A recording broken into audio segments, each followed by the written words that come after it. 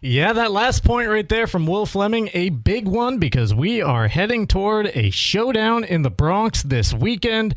3 more games to be played, at least by the Boston Red Sox, until we get to that point, though. Welcome into The Drive. Welcome into this week on The Drive, presented by Next Home Experience, the market leader. Get looped and get sold with Next Home Experience.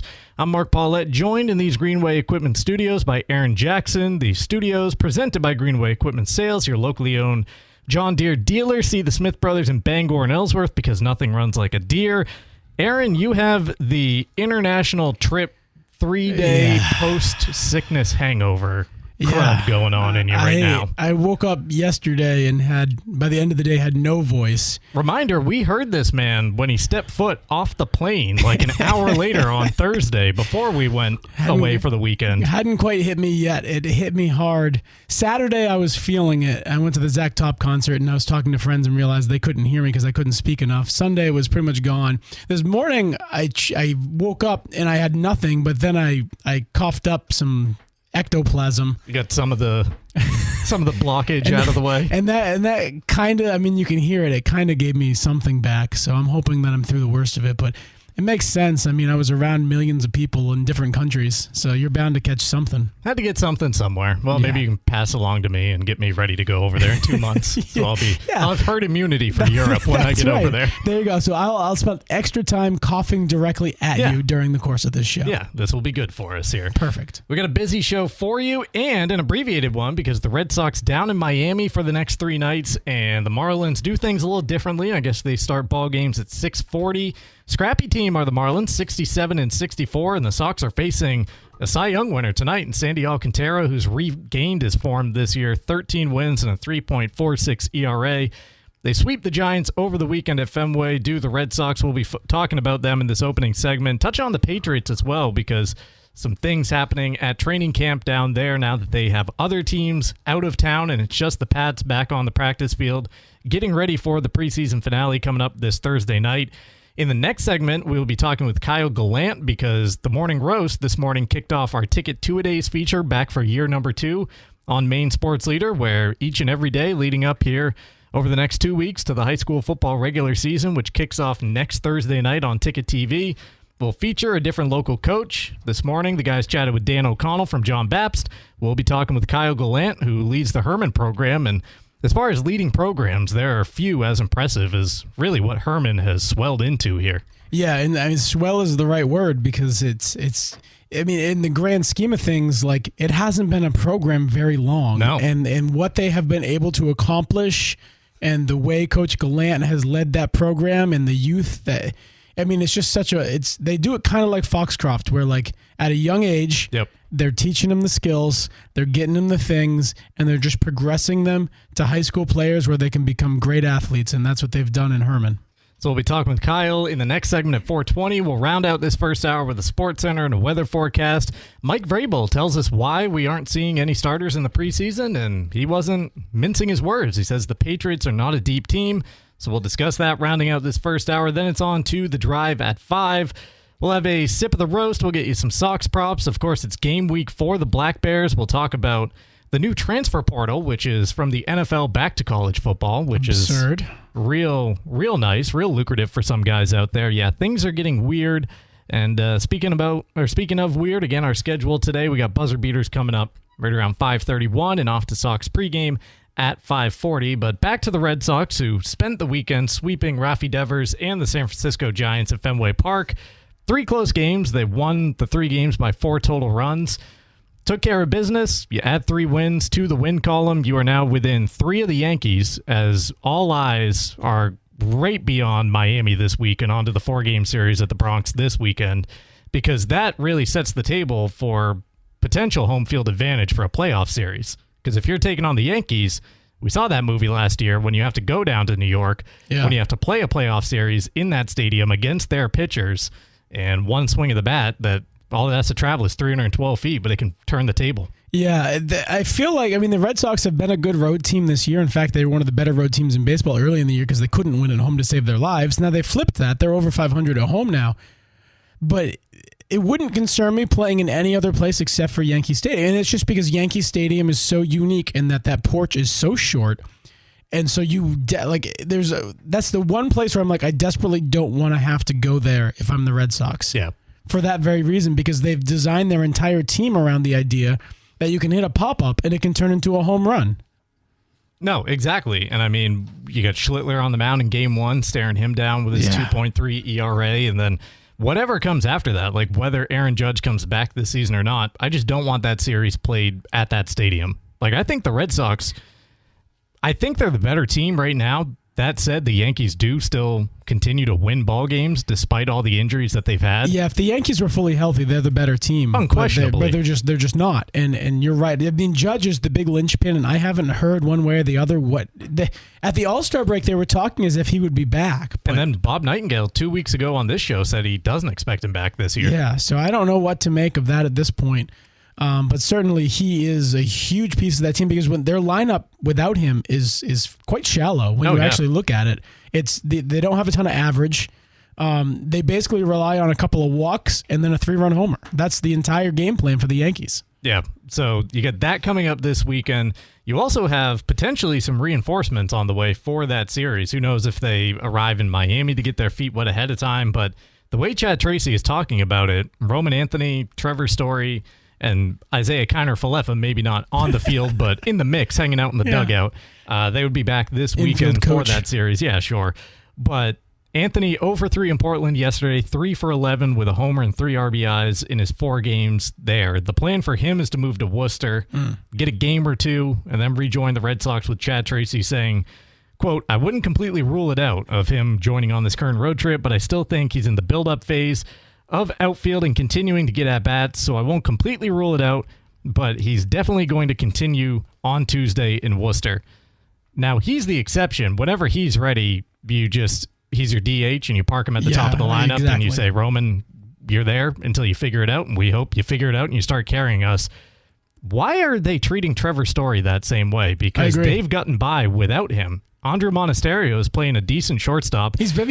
And he's hitting. Yeah, well, that's what I mean. Over the last week, Nick Sogard is ripping the cover off the ball from both sides of the plate in the middle infield. Like, I think this team can get away without Trevor Story, and if he's the guy you got last year, maybe, but he hasn't played baseball in like 4 months at this point.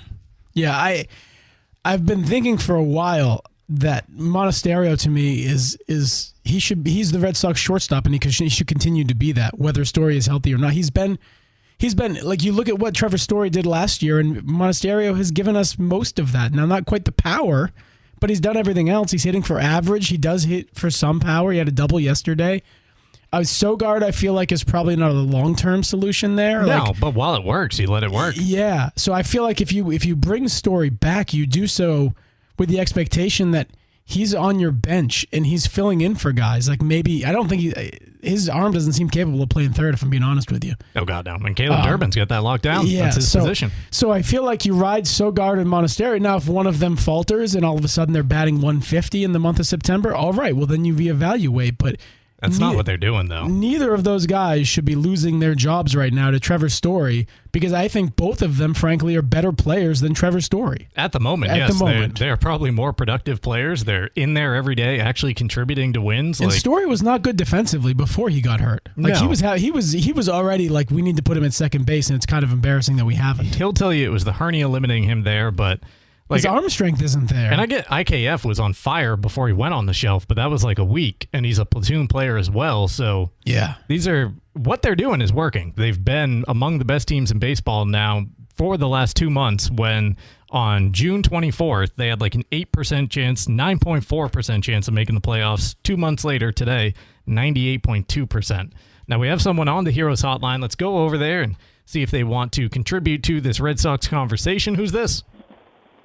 I wasn't trying to contribute to this. Oh, boy. What are you trying to contribute to? I didn't hear anything on a rundown on Kayshon Boutte. He was traded today. Kayshon Boutte was also traded. We'll be getting to that in Patriot Talk. But you know what? We can call an audible. We can mix it up on the fly. I think we've Let's talk covered it. Kayshon Boutte, because that's been one of the bigger stories throughout training camp outside of Christian Gonzalez. And about half an hour ago, as who's joining us right now on the hotline? Mike from Bradley. As Mike from Bradley is letting us know, Kayshon Boutte dealt to Houston for Jalen Reed, a 6th-round pick last year, a safety who, granted, Houston does have a good secondary, but he only played like 70 some odd snaps last year, 7 games and 1 start. So what do you think about it? You called in wanting to hear about it. What are your thoughts? Kayshon Boutte going to Houston. I don't really know. That's why I was calling. I don't know who this Reed guy is. Yeah, no, none of us do, because here is the complete bio that I was able to find on him.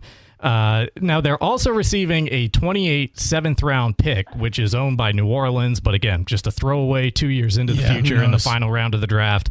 Kayshon Boutte last year had 33 catches for 551 yards and 6 touchdowns in 14 games, and showed that he was a contested catch guy. Like, he'll go up and he'll make the tough play for you. The guy they get in return, 187th overall pick last year. Like I said, 7 games, 1 start, 9 tackles. The metrics and the measurables and everything, the football people will tell you that he shows well, but he didn't play last year, so I don't know what to make of him.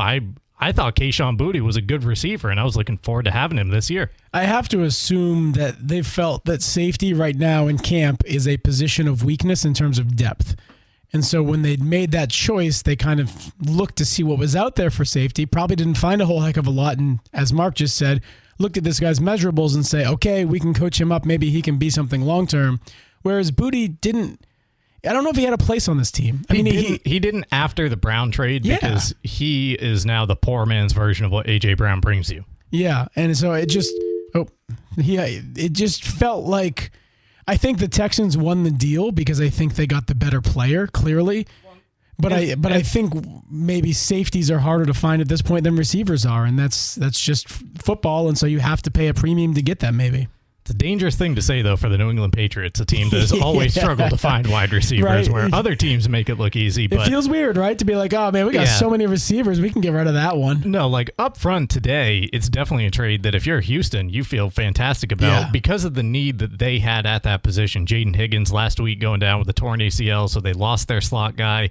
Nico Collins is always banged up for as great as a receiver as he is. Tank Dell is still like a year plus removed from shattering an entire leg and trying to get back on the football field there.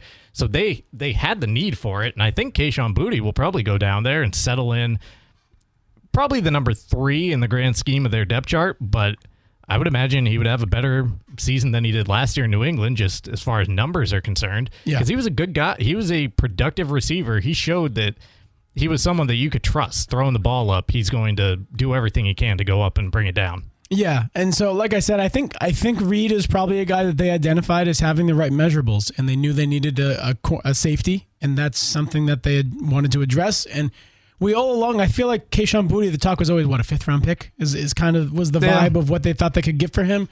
So instead you get a 7th and a player, and maybe they found that to be more valuable than what a 5th-round pick could have provided. So I would defer to their scouts there in terms of what they've seen, and they must have seen something in this kid that makes them think that he could be some depth at the very least. Because safety, I mean, they had good safeties last year, but both of the safeties were kind of like, where did they come from? Yeah, I mean, they got Byard there now, who's going to be leading that unit along with Gonzalez, so that'll be nice out there. But it was also decided, like, Kayshon Boutte was there every day. He was getting a lot of reps with the ones, but like we're talking about, you don't play him opposite of A.J. Brown and Romeo Doubs because he doesn't bring a different dynamic to the offense or to the team. This guy does, and I think has shown enough this training camp that he forced this move and getting Boutte out of there so that he remains on the roster. I'm not the biggest Kyle Williams fan, but if you're looking for qualities when it comes down to a roster bubble battle, his speed over Boutte's, whatever you want to call it, go get itness or just like solid play, like not flashy, but solidness is what won out. Well, yeah, Williams is a home run hitter, and the good thing about those guys is you only need them to make 1 or 2 plays a game to make a huge difference. Like we saw last year. Right, whereas Kayshon Boutte, if he's going to make a difference for your team, he's probably going to have 4 catches for 50 yards, 4 catches for 60 yards. Like he's never going to be the burner that just goes out there and gets you a 69-yard touchdown like you just heard right there from Kyle Williams. So I get it. And Williams showed flashes last year. I mean, he never really put it all together consistently, but the few times that he was called upon, I feel like he delivered. So there's no reason to believe that he can't take a step forward, and if he does, it just makes Boutte that much more obsolete. But again, this is a weird position to be in for a Patriots fan because you have to go back to Randy Moss to when the Patriots were like, yeah, we're set at receiver. We got enough. We don't need more. We're good. It just, so I get it if you're a Patriots fan and you're like, whoa, they just traded a valuable wide receiver for a guy that no one knows.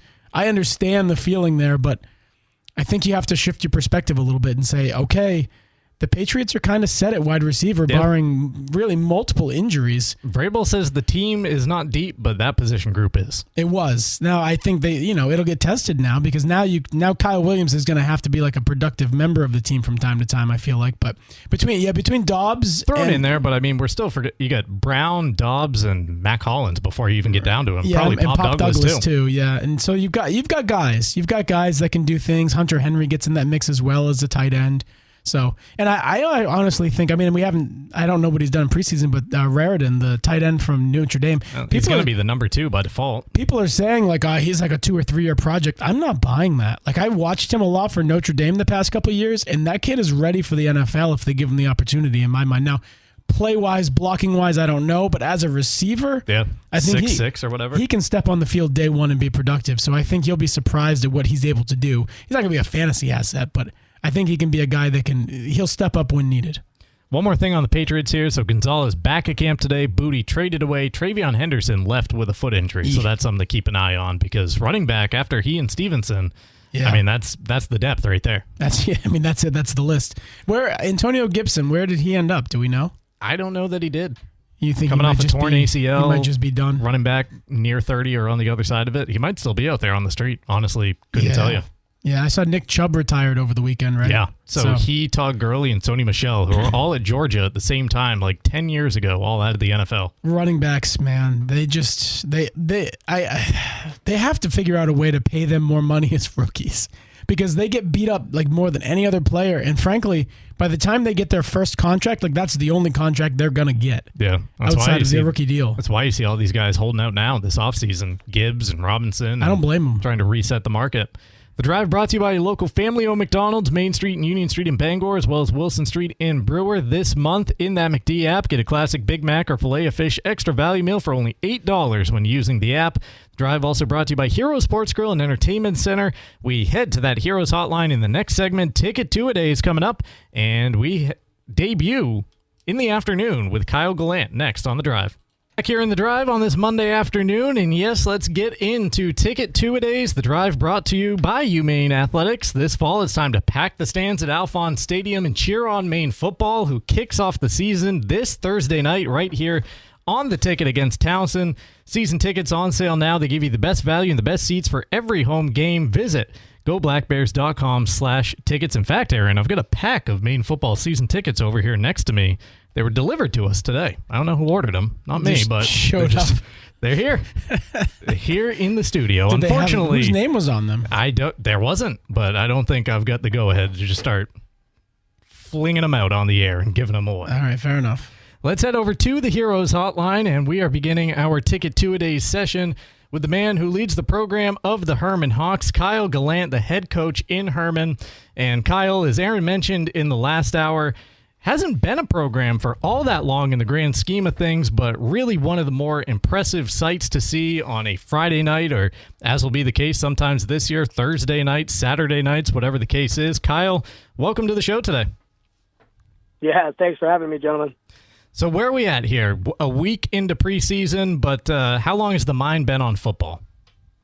Oh, it's 24/7, 365, never ends. Never ends. Yeah, we're a week in, but football is always on the mind.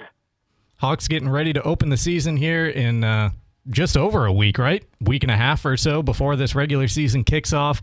Let's talk, though, about just kind of what I was mentioning at the start. We used the word swell in the first segment when we were talking about just the momentum behind your program, seeing it year over year, seeing how the Pottle Sports Complex just fills in on a game night. What is that like from your perspective? It must start off walking to the field, going through the crowd, then being on the sidelines and having all those people cheer at your back. Just take us through what that is like to be leading the program on a game night.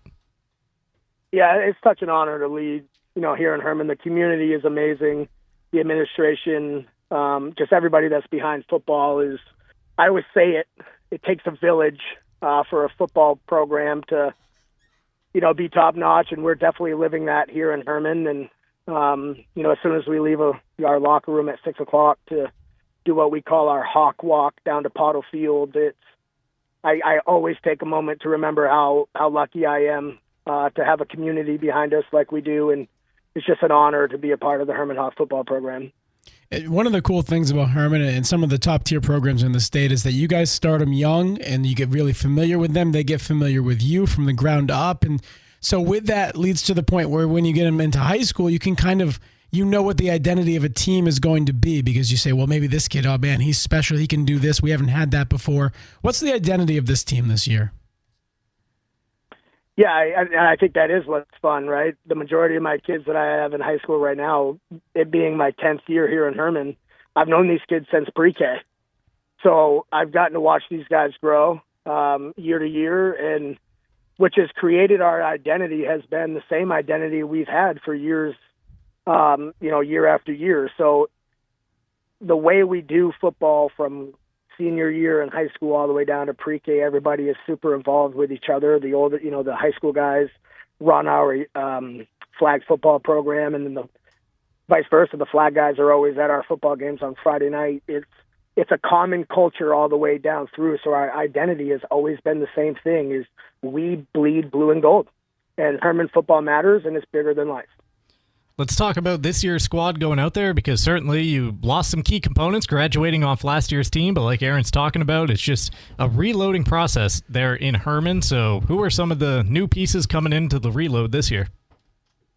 Yeah, we graduated 5 seniors off of last year's team, and all 5 of them brought something different and special to the football program. And we definitely lost, a couple 3-year, 4-year starters, so their leadership. But on the flip side of that, our juniors last year are now senior class. A handful of them have been starting since 9th grade year. So we definitely miss those 5 guys from last year, but it's another year of somebody else's turn now. So somebody else is stepping up to the plate, and they've done a great job over summer. They've done, a great job, a week and a quarter into the season. What does summer look like for a high school football team? The workouts, the programs, the passing leagues that you guys have to go off of, because like that was all just kind of starting up going on 15 years ago when I was in high school. What is it like now? Because it seems like you've got a different tournament every week or multiple nights a week. It's like you're all over the place. Yeah, we go 3 nights a week. That would be 2 nights of on-field workouts and practice, if you will, and then we do a Thursday night league over at Hamden Academy with 7-on-7. But for us at Hermon, it's probably a little different than other places. I am such a believer in multi-sport athletes that, everywhere summer's not mandatory, but I'm telling my guys on a Tuesday night when they have football, no, I want you to go to the basketball game. Go to the basketball game tonight. Nothing you're going to miss tonight that you can't figure out on Thursday. So we get a lot of numbers every night, but there's definitely a lot of new faces from Monday to Tuesday to Thursday, et cetera. But just kids get so, are pulled in every direction nowadays. So I try to limit that as much of their worries for football in the summer as possible. So take me through your preparations for week 1 of the regular season. Specifically, I want to know, you get into the locker room pregame, right, and you're about to give that speech. I can tell, Coach, I think you're a rah-rah guy. Like, you're getting in there, you're going to get them fired up. You kind of have to if you're a football coach, I feel like. Do you already know what you're going to say at that point, or do you go in there kind of blind and just look around the room and decide this is what they need right now, and I'm going to say it? Yeah, I'm such a on-a-whim guy. I don't prepare speeches or anything like that. I go in and I see in their eyes what they need to hear in the moment, and I go with that, and we go play some football. So let's put us in the mind. Let's try to put us in that mindset from about 2 weeks from now, because you're going to be kicking off the season, hosting Foxcroft Academy on Ticket TV on a Friday night. Aaron and I, we got to get fired up to get out there, Coach. We got not cold feet, but like the nerves are there, the butterflies are in the stomach. What do you say to calm us down? Well, I'm looking Aaron straight in the eyes and telling him that his footwork needs to get quicker. There's no doubt about it. That's fair. No doubt about it. Getting him fired up. I'm going to make him move a lot faster on a Friday night. No, it's pure stuff of believing in ourselves, believing in each other, family first, show the world type of things, and each week it's the same message. We're doing this together. It's Hermon versus the world, if you will. Week to week, we need to show the world that we're for real, and it's the same message week to week. And you have to know your kids too, right? Because there are some, and as a teacher, I know this, like there are some kids that need the tough love and you can give them that and they'll respond to that and that's the best thing for them. There are other kids, boy, if you give them tough love, they are going to shut down and they're not going to work for you. So how much of that relationship is personal and knowing which kid needs kind of which sort of motivation pregame?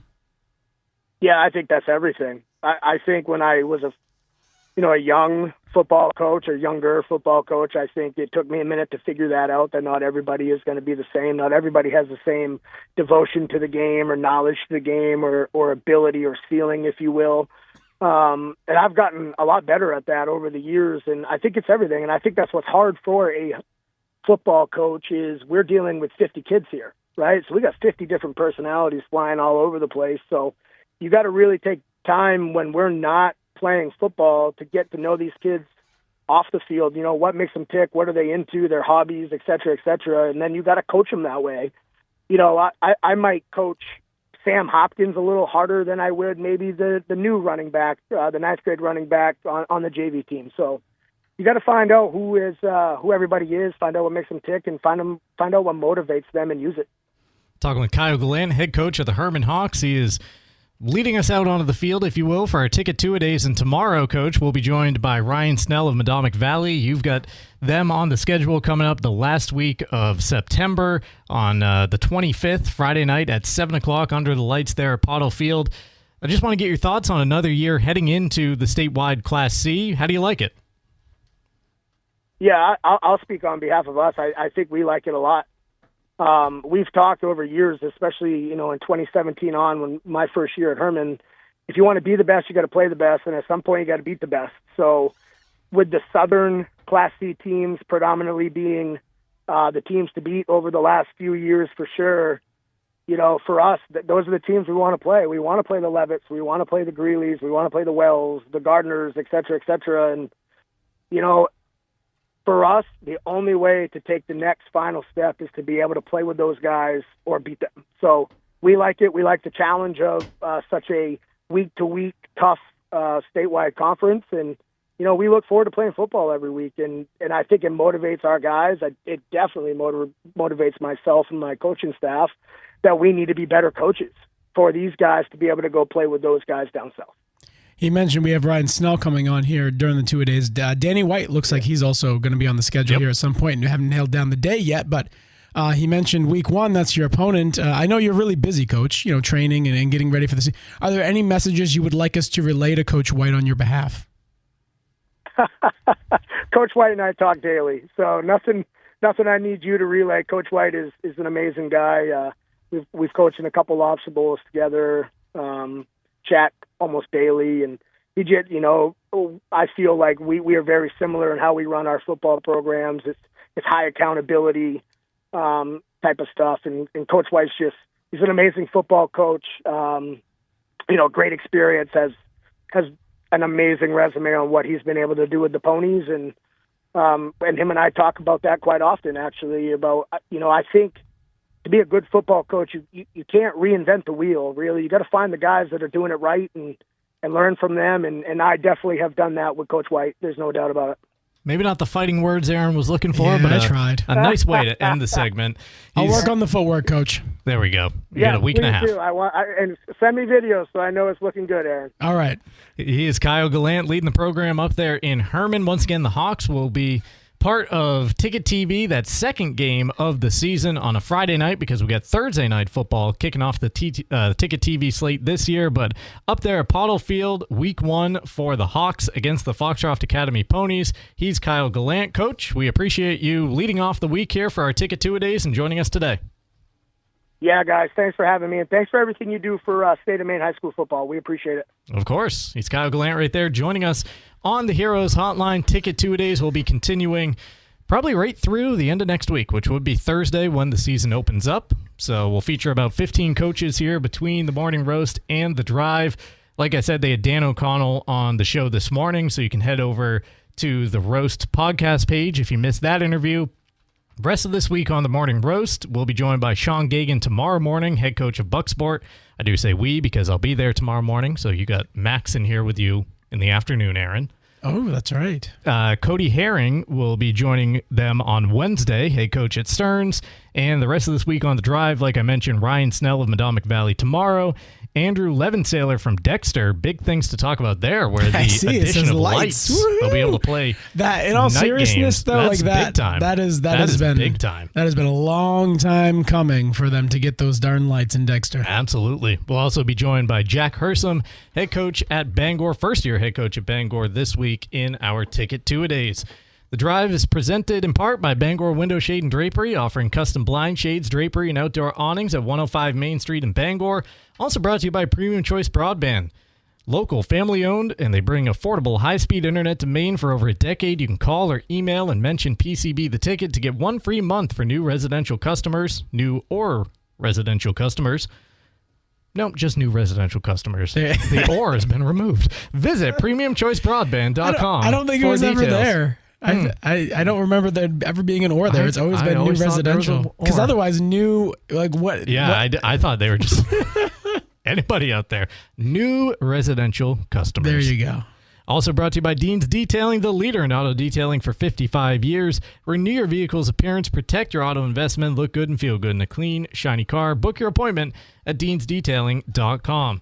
On the other side of the break, we will be back with a sports center, a weather forecast, and Mike Vrabel telling us that the Patriots are not all that deep. Keep listening at the end of the segment when we give you the cue to call for our Red Sox ticket sweepstakes presented by Dunnett's Appliance and Service. We've already sent 2 winners down to Fenway this season. Winners of 4 packs of tickets. Section 54, Row J. Great games as well. Derek from Bangor saw that 13-inning affair walk-off against the White Sox on August 6th. And then it was Craig from Hamden, who we sent down last Monday against the Diamondbacks, an 11-0 win there. Final game of the sweepstakes coming up on September 9th against the Angels, and we will have that drawing coming up next week on the 2nd right here on the drive. So we'll give you that cue to call coming up at the end of the segment, going into the break to the drive at 5. But Mike Vrabel talking in a couple of sound bites right there about what he says is not an overly deep roster. And that's why, if you have tuned in to either Game 1 or Game 2 so far of the Patriots preseason, you have seen pretty much no one that's going to be out there apart from a few guys on the fringe like the Kyle Williams of the world who still had to play his way onto the roster, frankly. Yeah, I think that's kind of where a lot of NFL teams are going. Like, they're playing their starters less and less because all it takes is one play, one hit, for all of a sudden your entire position group to get changed, right? Yep. If Christian Gonzalez goes down because of a hamstring issue, it completely changes the feel of your defense. Same with Milton Williams. And so it makes sense that you would just limit those guys. Now, there may come a time when teams go so far in that direction, and it seems like the Patriots are going that far, that you realize that they get off to it. Like, say they start off 1-4. Okay, well, then you reevaluate that and you say, well, maybe that wasn't the right choice. But I would hope Mike Vrabel knows enough about his team to know when they'll be ready, and he feels they'll be ready without any preseason. Yeah, and I mean, this is a roster that frontline talent is very, very good. Like, offense, I think they're a top 5 unit in the league, which is wild to say from where we were going into last season, not really knowing what the offense would be year 1 under Josh McDaniels, what it had looked like the previous 2 years during 4 and 13 seasons. I think they're a top 5 unit that can score north of 30 points a week if they have to. Defensively, the secondary is really good. They have the number 1 ranked secondary according to PFF. Everywhere else, though, I'm kind of skeptical of. Like, edge defensively, up the middle is good, but all it takes is Milton Williams missing another 4 games, and then you really get stretched there because there is no more Tonga or some of those second-level guys that were there a year ago. Edge rusher doesn't have a whole lot. They're, I think, depending on Akis to get his act together, get out there on the field, the second-round pick, and be a factor there because Traymon Jones coming over to this team who had like 7 sacks a year ago. Harold Landry is kind of struggling to get out there this year on a consistent basis on the practice field I'm talking about. You hope that that is just, again, slowly bringing along another veteran when it doesn't matter. But like offensive line as well. I like the signing of Van Rotten last week, and then you go out and lose Marcus Bryant. Who knows for how long, but he got hurt in the preseason game Saturday night. And it just kind of shows you, like, I wonder if these coaches think, what is the point of these games? Because it is only only bad things can come from it, like we're Well, because talking they about with charge you injuries. season ticket prices, Mark, as his former season ticket holder. I'm well aware. It's the league trying to get the maximum monetary value for their schedule, but for coaches, like you get way more out of joint practices, as we saw the last 2 weeks, and it's why Christian Gonzalez had this phantom injury for 2 weeks there during joint practices, because that's when these teams go at it the hardest in preseason. It's funny when you think about it, because it's like Patriots were bad. They made the Super Bowl last year, made a huge leap, and it feels like they're a young team. But then you look at the roster and you look at the players they have and you say, oh, crap, they're actually an old team. Yeah, they got some old guys that are skewing it that way. Right. Like a lot of what they brought in the last couple of years have been veteran guys that other teams had considered past their prime. And so when you really look at the numbers and you really look at who's making the plays for this team, especially at linebacker, offensive line, at least on the right side, like it's an older team. Now they have young components. Obviously, Christian Gonzalez and Drake May, the stars, are young. But like even A.J. Brown is he's getting long in the tooth for a receiver. Like Trevion Henderson obviously is young, but Ramondre Stevenson is probably at that point in his career as a running back where you start to wonder like how many good years does he have left, which is crazy because he's probably only 27 or 28, but like that's when that happens for running backs. The linebackers in particular, they're just old. Yeah, like, I mean, being honest about it. They're paying now for all the whiffs at the end of the Belichick era when it comes to drafts. And the whiffs during the 1 year of Mayo and Matt Wolf or Elliott Wolf and Matt Groh or whatever that setup was. But like there have been so many years over the last decade that they just got nothing out of the draft as far as useful pieces moving forward. Yeah. That they're now paying for it, where you look around the roster and while they're going into the year in a good position, if there are a couple of speed bumps, this thing could look different in a hurry. Yeah, the depth is going to be tested for sure, and there isn't a lot of it because they are so veteran-laden. And when I say veteran, like the NFL is weird too. Like it's not like guys don't play till they're 41. You know, it's not like the NBA where they can play for 2 decades. If you're 30 in the NFL, you're almost universally considered past your prime, unless you're a quarterback. I mean, that's just the truth of it. A lot of old guys at key spots on the defense. So, like Milton Williams feels like, man, that guy is so good and he's young and he's going to be relevant for another decade. The reality is he's probably 26, and he's he's already gone through his rookie deal. Like this last year or this year is probably going to be considered the peak of his career when it's all said and done. Like he's probably going to be a veteran on the way out within the next year or two, and that blows my mind to say that, but that's just the truth of the NFL. Chew them up, spit them out. Yeah. It is. Like, I would be curious what the average retirement age from the NFL is, because I bet it would be like 28. Oh, God, yeah. I don't even know if it's that high. I would imagine like mid-20s Like almost. Antonio Gibson, we're talking about him as if he's out of football right now, and he may very well be. He can't be older than 30. I'm going to look that up.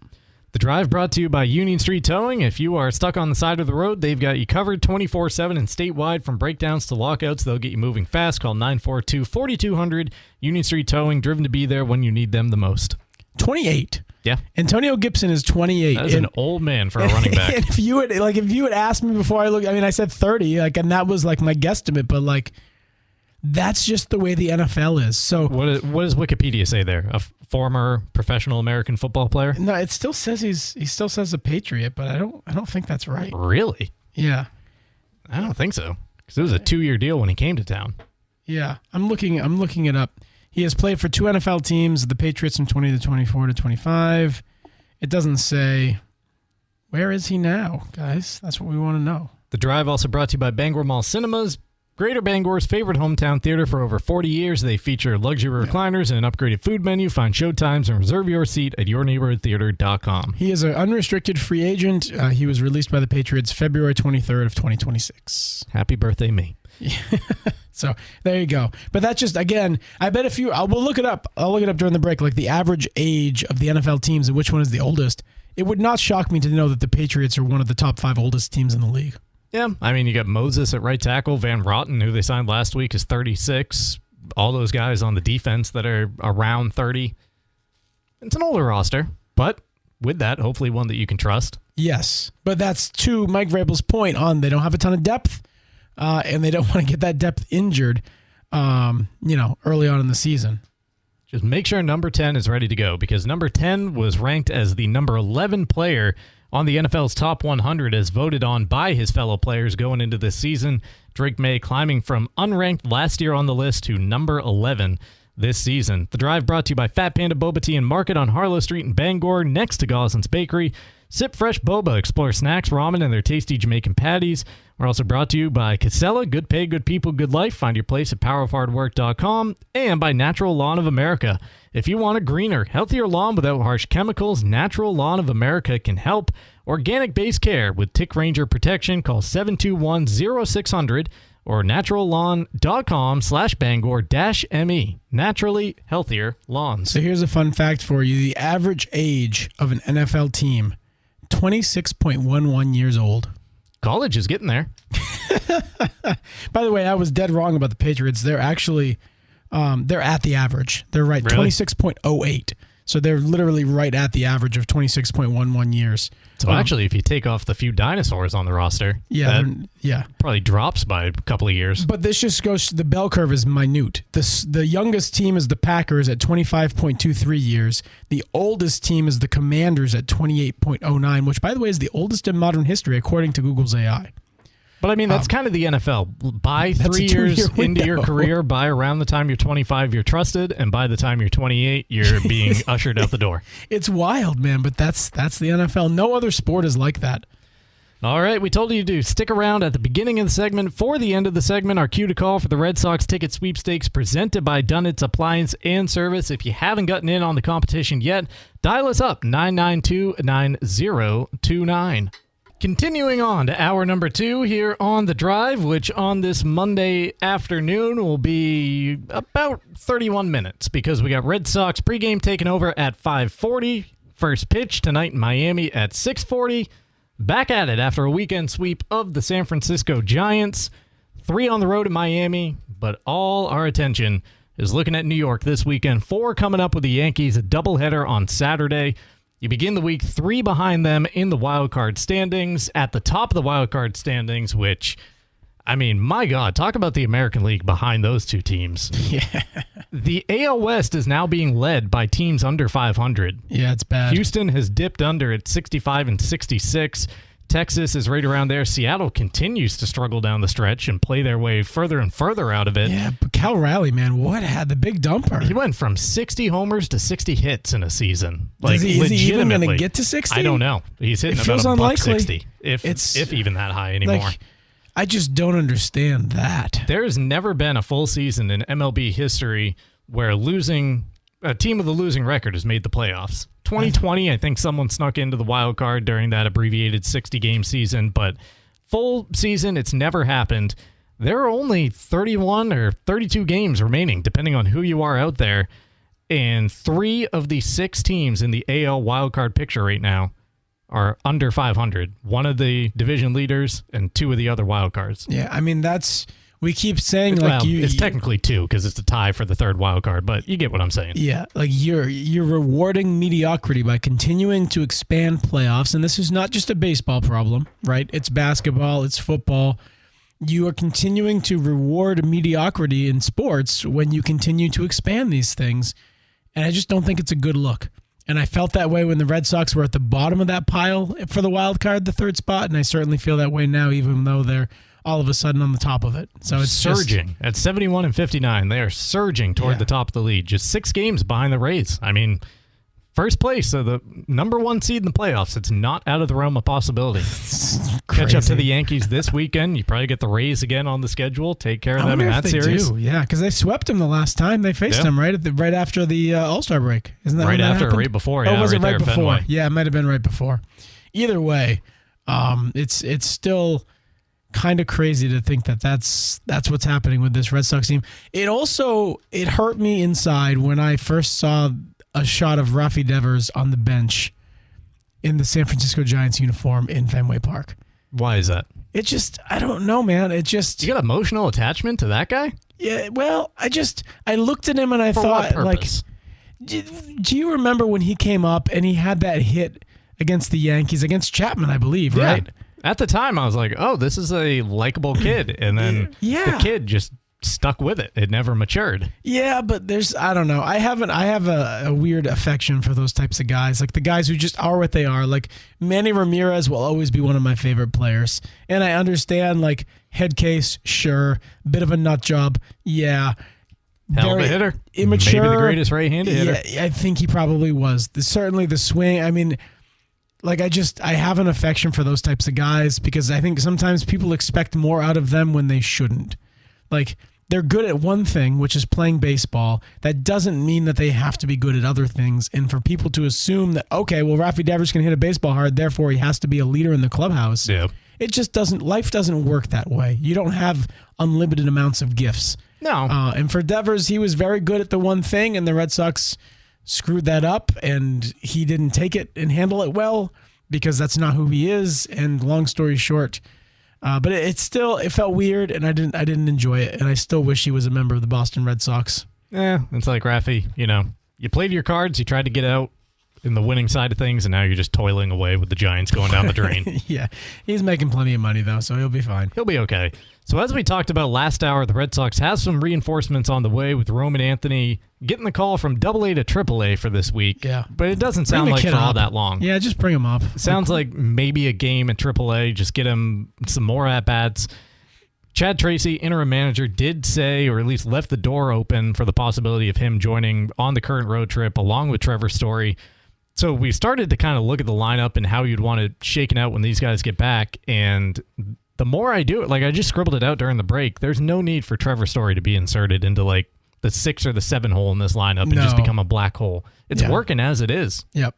I like I said, I mean, I think you string out his rehab as long as you possibly can. Like, don't force that issue. There's a chance that specifically Sogard, like, I know people love him and I get it, but I don't know if he's a Major League Baseball player long term, and that could come faster than we hope. And if that happens, well, then you replace him with Trevor Story. I think Monasterio's legit. I don't think he's like ever a legit bench player, like platoon player. No, I think he could be like a legit infielder on a team. Like, I think he's good enough to be that. I think he is like a really high-end bench player, and Nick Sogard is showing that he could be a bench player if you wanted to like open a year with it. Like he might be deserving of a spot on the bench, especially if he hits the way he's been hitting for 3 weeks at a time and gives you that production and can bounce all over the lineup and hit switch. But at the end of the day, you're trying to put the 26 best Red Sox players on this team to get them ready for October. Now, granted, the roster does expand by 1 in another week, or expands by 2. You get to add 1 extra batter, 1 extra pitcher. So that will alleviate some of the crunch there. But one of those guys who's in the lineup tonight, because the Red Sox are playing Tony Seagulls, they're playing Nick Sogard, and Mickey Gasper, who have all been producing of late. Yeah. And they're all about to be sent back down for these 3 replacements in Anthony, Story, and IKF.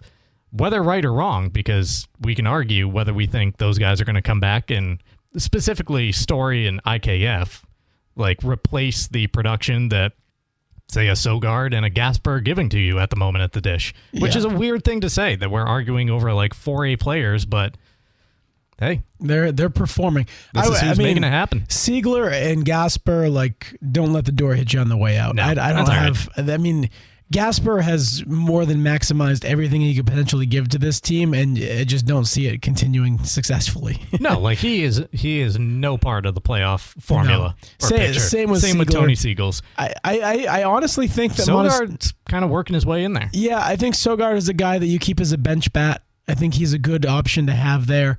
And I mean, I know you disagree with me, but I genuinely think like Monasterio, like if you slotted him as an everyday second baseman or an everyday shortstop, he's not going to be an all-star ever, but I think he could be like a guy that you just put in there and you forget about it, and he's just your starting shortstop for the next 5 or 6 years. I could genuinely see him being that. Even he's extended it longer than those other guys we're talking about, but he's still giving you kind of the 4A, like 90-day run out. Woo, look at me. Because this started at the beginning of July, when he started hitting. But before that, the guy was hitting 206. And he's a good defensive player, too. Like, I don't think he gets enough credit defensively. He's getting better, yeah. He's getting more comfortable at short. When they threw him there initially, he was just a baseball player that happened to be occupying that position on the diamond. Yeah, but he's learned it fast. So I'm okay with, like, frankly, I think at this point, if you were to take him out of the everyday lineup for Trevor Story, I would be very upset about that. Whereas if you did it for Sogard even, Yeah, okay. I don't. But I mean, I don't like- agree, but fine. So in a month from now, let's hope Curtis Meade is also back into this equation. Is that even a thing? Is that, 4 to 6 or it was either 4 to 6 or 6 to 8, whatever I thought that it was initial 6 to 8. timeline. So if it was 6 to 8, the 6 was like middle of September, 8 was end of September. So the thought is he's coming back for postseason baseball whenever you get there at the end of September. You get him back into the mix. You have 14 batters on a roster.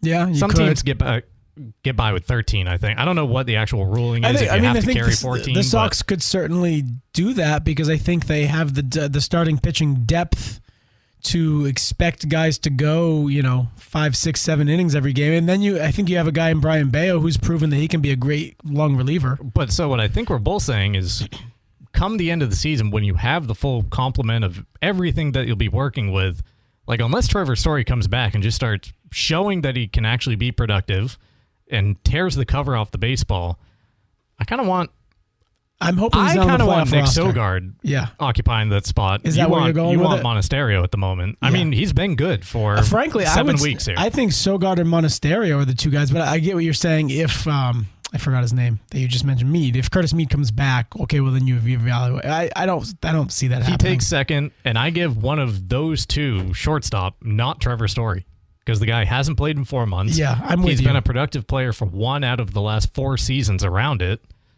Yeah. And he like you're throwing him back into the most crucial point of the year without any sort of ramp up. Yep. He stunk out of the gate because he didn't get a spring training.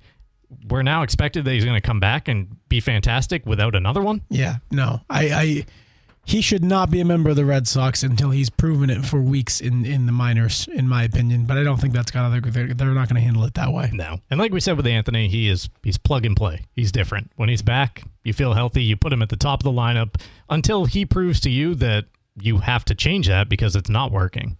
Like you give Roman Anthony the benefit of the doubt. Yes. You just give him the run out. And I think you have the DH spot that's ready made for him. I don't want to see him in the outfield. I don't think they need to see him in the outfield. No. Keep him as a DH full time. Let him worry about just hitting and see what happens. Red Sox and Marlins tonight. The Nick Sogard train departed the station this morning, apparently, because that's what the roast is riding today for their prop. Yeah. Sogard over 1.5 hits, runs, and RBIs tonight. Red Sox taking on a former Cy Young winner in Sandy Alcantara. He was pretty bad to begin this year, too. He but was. He's He is turned it around. in a big way. 13 wins and an ERA sub 3.5 for the year. Ranger Suarez goes for the Red Sox. Sandy Alcantara, he factors into the decision almost every time he's out there. Ranger Suarez almost never does. That being said, he is coming off a win. But I'm kind of tempted to play Ranger Suarez not to get a win tonight. Yeah, he just doesn't. I don't know if he goes we deep can't. enough. No is minus 210. That's unfortunate. Well, what are you looking at? You're looking at Caesars or yeah? Yeah, of course. Okay. What are you looking at? What are your numbers? Well, that's what I'm trying to get to the bottom of. So outs recorded for Ranger Suarez 17.5. So they're saying he's not going to make it 6. So he did last time. It wasn't pretty. He kind of had to labor his way there. And that for him this season has been a big number.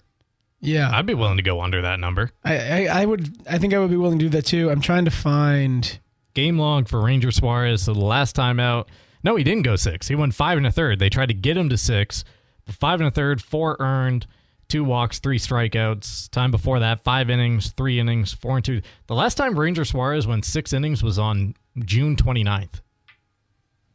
Yeah. I think we'll be okay. That's not great. I think we'll be okay taking sub 17.5 if we want to. Yep. I'm fine with that. I lost it, but I'll find it again. Last time he went 5 2/3 was also that same date of June 29th. So it's been a minute. Right, so we're going to say under 17.5 total outs recorded for Ranger Suarez, which is minus 122. Put it on the board. There you go. We'll be back with a sip of the roast, some college football talk, and leading into buzzer beaters at a Red Sox pregame. Jordan Stevens right there on the roast this morning, getting ready for the season opener coming up Thursday night at Towson for the Black Bears as the FCS schedule kicks off this week. You got week 0 coming up. I think it's next weekend, right, for the FBS, and then we have to patiently wait a week for the NFL.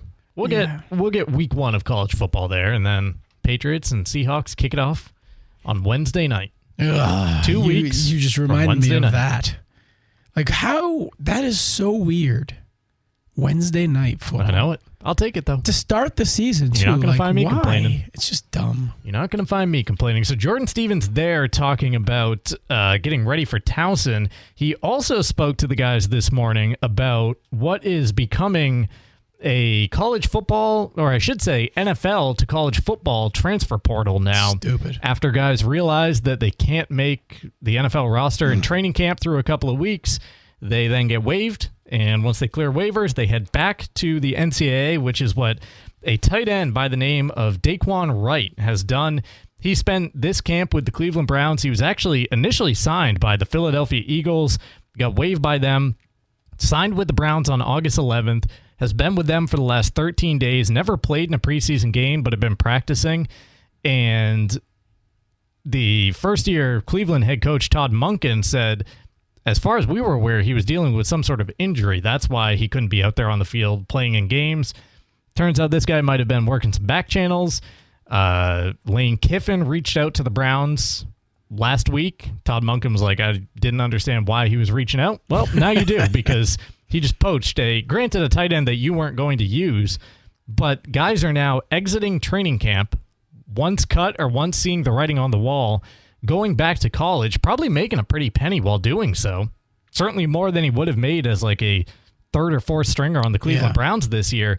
And that to me begs the question, like, at what point is it more lucrative for 90% of college athletes, college football players, to stay in college rather than go to the NFL? You have to be like a top 10 pick, where now guys are getting paid $5-6 million a year to remain in college. After the top 10, it drops down to like $5 or $6 million a year. So the pay scale is kind of there. If you want to just maximize your dollars, hang around rather than being, say, a third-round pick, does this kind of strengthen college football moving forward?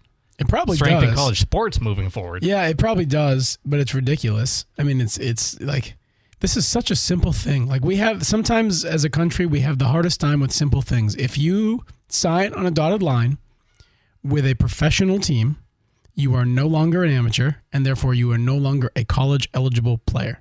Full stop. Problem solved. Like, it's not complicated. Now, you could say, well, is it just in America or is it, international? And I guess that's something that you can differentiate perhaps, like, because there's kids that are 16 that are playing professional basketball overseas. Sure. And okay, like, maybe that's how you differentiate. But if you've signed a contract with an NFL team, I don't care how long that contract is for, you are now a professional at what you do. You are no longer an amateur. And apparently this isn't just the major FBS level, like someone who gets cut from the Cleveland Browns, but then can go back to LSU and compete at a high level this year and get paid X amount of millions of dollars. Jordan Stevens this morning on The Roast said that their football office has been fielding inquiries from players in that same situation, looking to leave professional training camps. Crazy. And test the waters to see if a place like Maine would want them to come this year. Now, he didn't say that they have any of those people on the roster. He mentioned a couple other places in the FCS that do, but just the fact that those phone calls are coming from everywhere. Yeah, well, because, I mean, at some point, like, if you plan on staying in the NFL and all of a sudden you get cut from that team, how many teams are, like, LSU's got a full roster. Like, it's not like they're sitting around being like, well, we're going to leave 2 open spots for this guy and that guy. You're actually seeing now that schools are delaying when people have to be enrolled in classes to like 8 weeks after the semester starts for that very reason, to set aside a couple extra roster spots that are just open when the year begins and then maybe get filled in with NFL flameouts, failures from training camp. Did you see Tar Heels in college basketball? Seth Trimble, their best player last year, graduated, or maybe second best, however you want to look at it. He graduated. He tried out for an NBA team, didn't make the cut. He's going back. He's going to play in Louisville. He's playing at Louisville next year because UNC couldn't save a spot for him. They didn't think he could possibly afford him by the time he got back. They didn't think he would come back. Like, they didn't think it was possible for him to come back. And now I'm reading that he's going to be rejoining the college ranks again and playing for Louisville. And I'm like, how is this possible? He's exhausted his eligibility. He was a senior. I'm very curious to see where the Pandora's box goes now that's been open. Like I said, though, where at what point is it less lucrative to go become a professional than to just stay in college and make the money that you're making there when you're not a top whatever draft pick, that is the route to go. Yeah. Or what if you're a 32-year-old who can't quite make it in the NFL anymore, but you want to continue to play? Of eligibility. You can go back to college now. You can go play back there because you got the experience to make up for your athletic lack of ability. That 5-year rule is taking that out. I think that 5-year rule removes that. We figured that out then, guys. We took that one away from them. All right. We'll see you tomorrow. Jim and I in studio.